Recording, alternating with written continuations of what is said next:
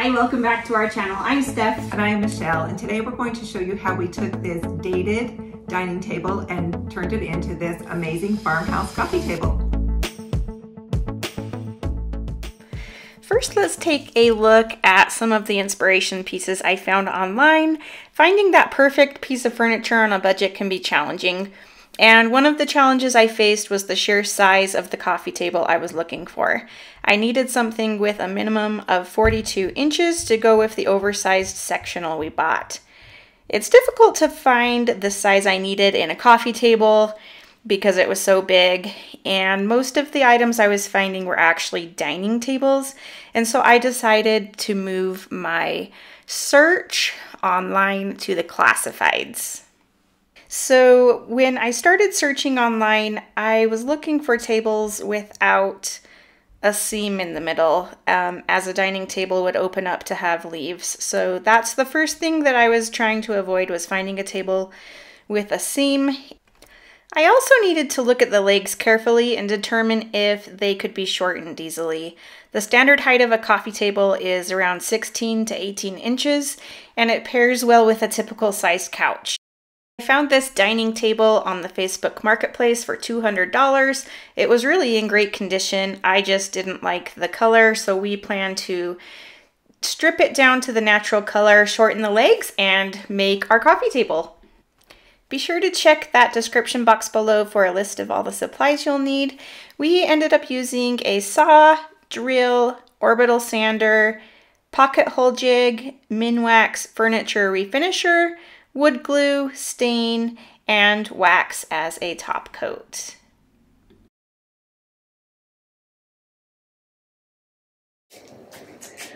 To strip the finish off of this table, we're going to use this antique furniture refinisher, and this only works on items that are shellac or varnish. It will not work on a polyurethane, but it just dissolves the finish pretty much immediately. So to do it, we're going to pour it in a stainless steel bowl or a glass bowl, dip stainless or steel wool, and this is the 4/0 fine, and we're going to just go in a circular motion on the wood, and that will just strip the finish right off, and then we can refinish it to the color we'd like. You'll want to make sure you do have chemical resistant gloves and eyewear. Protect your eyes so you're protected from this. Just keep going over a spot until it starts to lift that finish off, and it happens, I would say, in less than a minute. You'll see it start to get tacky and come off. You can see it starting to come off here now. You can see the change in color to the wood. So it does work a lot faster than using a paint stripper, where you have to put it on and let it sit for 15, 20 minutes, sometimes a half hour, and then scrape it off. And so this does work a lot faster. And to see, we're also taking the stain out with it as well. We opted to remove the original finish with this method rather than taking our sander to the tabletop.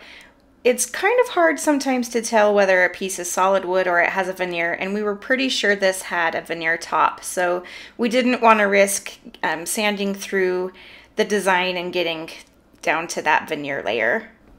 In the process of removing this deeper color, we realized how textured this table really was, and it was a little bit too rustic for me, and we did decide to give it a light sanding after all.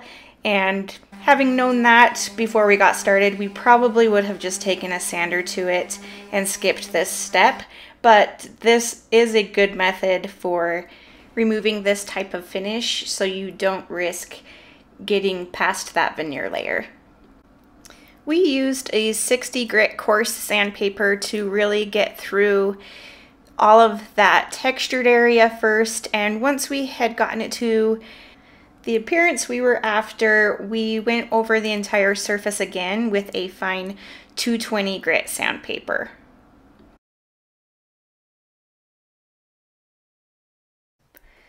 Before applying the new stain, we needed to put on this pre-stain wood conditioner. This is going to help the wood evenly absorb the stain color, and it will help prevent any splotchiness or uneven coverage, especially on a softer wood like pine.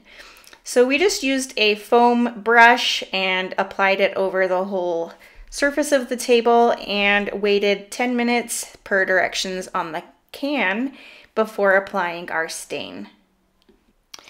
We decided to use the Special Walnut Stain Color by Minwax, and you apply it the same way you do the wood conditioner, just with a foam brush, and you want to follow the direction of the wood grain. Now, this was a little bit trickier because our table had all of these different directions of the planks of wood. So just make sure that you take your time and go over each area in the direction of the wood grain to make sure you don't have any weird discolored areas. Once the stain was applied to the entire table surface, we let it sit for about 5 minutes. The longer you let the stain penetrate the wood, the darker the color will be, and I really wanted a soft, natural wood look to this table, so we only let it sit for about 5 minutes, and then you'll take a lint-free cotton cloth and wipe off any excess stain.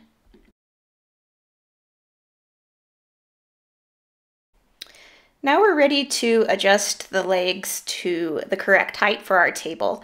Again, we're trying to get a rough height of about 18 inches. So we took the legs and marked where they should be cut. And to achieve the same angle on each leg, we simply placed the leg against the blade and adjusted the angle of the saw to match the original angle that was already on the legs, since they angled outward a little bit.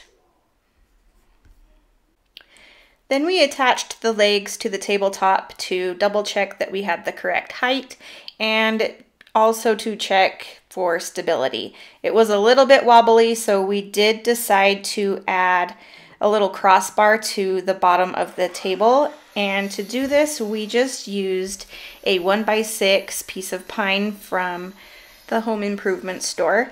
And we cut these to be the same width as the legs and long enough that it would extend 4 inches beyond each leg. The legs were sanded down just like the tabletop, and both the legs and the crossbar pieces were stained with the same materials as the table as well.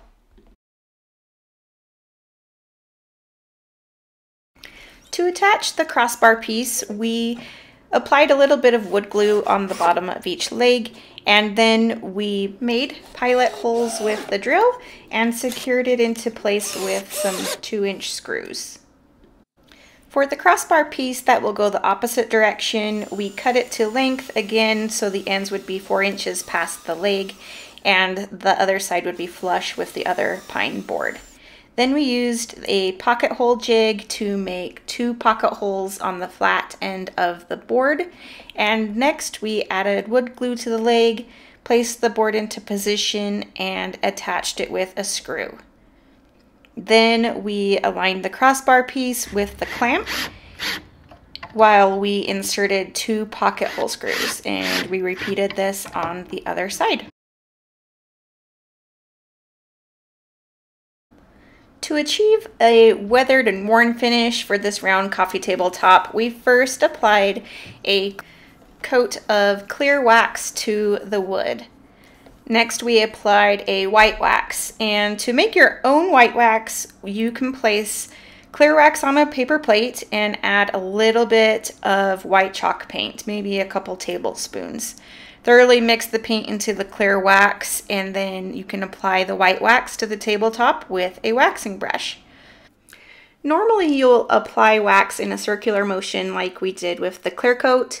This just allows it to get into all the little grains of the wood, and it gives a little bit better protection. With this white layer, we decided to go with the grain of the wood just to help create that streaking effect and really give us that aged wood look that we were going for. And of course, we added this to the legs as well, just to make the whole table cohesive and match really well. We're now ready to buff the wax. So I'm just going to use a buffer. You can also just use a lint-free cloth and just buff it by hand.